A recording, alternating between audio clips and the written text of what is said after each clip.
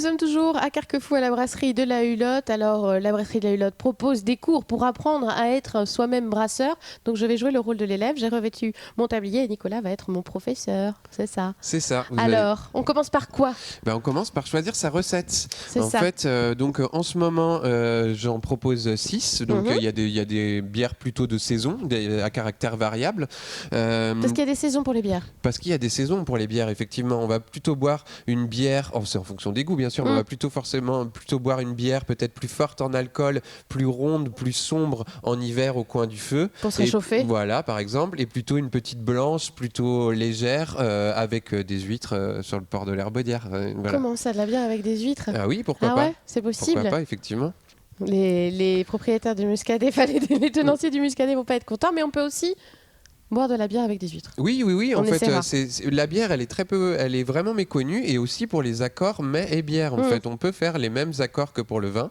Par exemple, moi, j'anime un petit peu des ateliers. On essaie de trouver les accords entre les bières et les fromages, et on a des très belles choses. D'accord.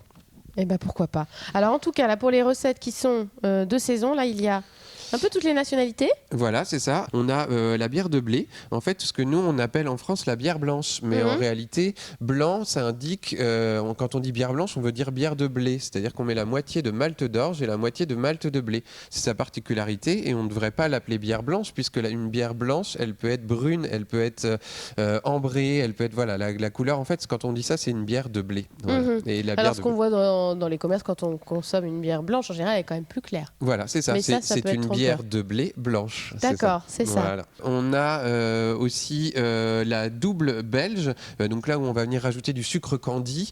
Les bières belges, c'est une bière belge un petit peu plus forte en alcool et aussi plus ronde au niveau de l'arôme, un petit peu plus sucrée, un petit peu plus généreuse. On a sinon la bière de garde. Là on est sur, donc au niveau géographique, on n'est pas très loin entre la Belgique et la France. Et donc en fait, là l'idée c'est de proposer une bière. Donc là il n'y a pas les sucres candi, une bière un petit peu plus sèche, un petit peu plus amère aussi. On a la bière brune où là on va rajouter du malt chocolat comme celui-ci. Ce malt d'orge, il a pour particularité d'être torréfié, donc il va apporter soit des notes de chocolat ou des notes de café. Voilà, on est vraiment sur le côté Mais il céréal. n'y a pas vraiment de chocolat dedans. Mais il n'y a pas de voilà, exactement, il n'y a pas de chocolat dans le malt chocolat. Et ensuite on a les deux bières un petit peu exotiques. Voilà, c'est ça. L'American Pale Ale. Donc en ce moment c'est une bière qui est quand même pas mal à la mode. On utilise des houblons américains qui apportent des notes d'agrumes ou des notes de citron ou des notes. Voilà, en fait, on joue avec des houblons un peu exotiques pour apporter ce type de goût. La bière pamplemousse, quoi. Pourquoi pas. Bière pamplemousse ou citronnée en fonction des goûts. Et on a la Sorachi, c'est une bière de blé. Et là, c'est un houblon qui vient du Japon et qui apporte normalement des notes de noix de coco. Mais entre nous, je trouve ça très bon, mais je ressens pas tellement les notes de noix de coco.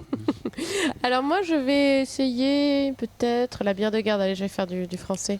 Voilà, la bière de garde. Donc, alors, qu'est-ce qu'il nous faut pour ça? Pour faire la bière de garde, donc, il faudra que je vous donne le pas à pas. Oui. Mais donc, je peux déjà vous en parler. En fait, il nous faut du malt pilsner, comme la grande majorité des bières. C'est le malt de base qui est utilisé à 80-90% dans tous les types de bières. Et ensuite, on va venir rajouter des maltes spéciaux en petite quantité, par exemple du Munich et de l'Abbaye, pour lui changer sa teinte, pour lui donner un petit peu un arôme. Voilà, on a tout le temps un malt de base et des maltes spéciaux. D'accord, donc ça on le met normalement là-dedans, c'est ça? Ou il est déjà concassé? Alors là, il n'est pas concassé, le grain il est complet. Vous pouvez goûter si vous voulez. Ah ouais. Le malt d'orge, ça se mange, c'est très bon. Et, ah oui, c'est craquant. C'est craquant et c'est sucré.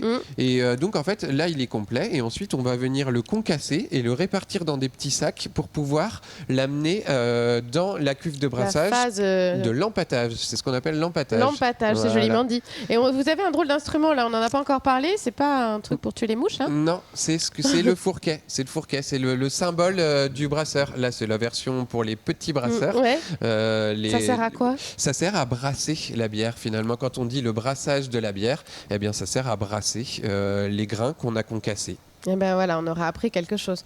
Et donc là, après, c'est la phase où on met les petites graines dans l'eau, c'est l'empâtage, voilà, c'est ça? c'est ça, exactement. Alors après, une fois qu'on a fait toutes ces phases-là, il y a la phase de dégustation aussi. Voilà. Il y a justement des verres là qui sont là. Et c'est étonnant puisqu'on peut se dire, on dirait des verres à vin. Ah oui, tout à fait. Alors en fait, c'est la rencontre entre un œnologue et un zytologue. Le zytologue, c'est le spécialiste de la dégustation de la bière. Zytologue, alors ça c'est marrant comme nom. Voilà, donc en fait, ils ont travaillé ensemble pour imaginer un verre qui serait polyvalent, où on pourrait aussi bien déguster du vin que de la bière. Et donc ça nous donne ce verre qui s'appelle le Técou. Ce résultat où on peut goûter la bière de la Hulotte. Alors c'est les premiers essais que vous faites aussi parce que en dehors des cours qu'on peut prendre, vous brassez vous-même et là c'est les premiers brassins. C'est ça, Voilà. donc la machine est à côté et là je les ai appelés premiers brassins puisque j'ai ma recette mais je suis en train justement de faire goûter aux gens et avoir quelques retours. Est-ce qu'il faut modifier l'amertume? Voilà, mais on est très proche de la recette finale mais il y a encore quelques ajustements, donc ça s'appelle les premiers brassins. Voilà, on va goûter tout ça. En tout cas, on espère qu'on vous a donné envie d'aller faire vous-même votre bière, parce qu'il paraît que c'est la meilleure, c'est celle qu'on fait soi-même. C'est ce que vous nous avez confié. Voilà. Donc la brasserie de la Hulotte, n'hésitez pas à devenir vous-même brasseur. À très vite.